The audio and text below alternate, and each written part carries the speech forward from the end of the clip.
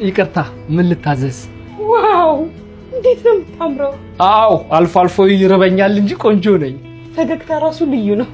ለቤት እኮ ብርሃን ይሆንከው። አዎ አልፎ አልፎ መብራት ሲጠፋ በኔ ፈገግታ ነው አካባቢው ምግብ የሚያበስለው።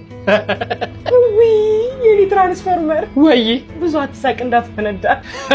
ለሱ አታስቢ። ጨዋታ አይጠገብም።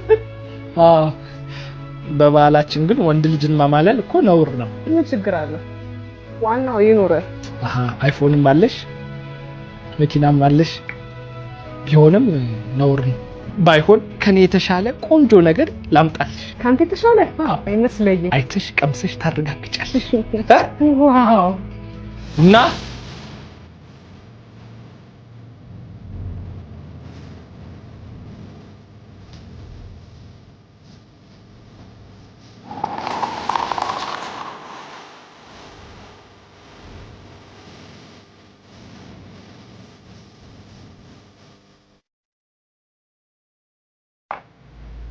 እሺ እንዴት ነበር?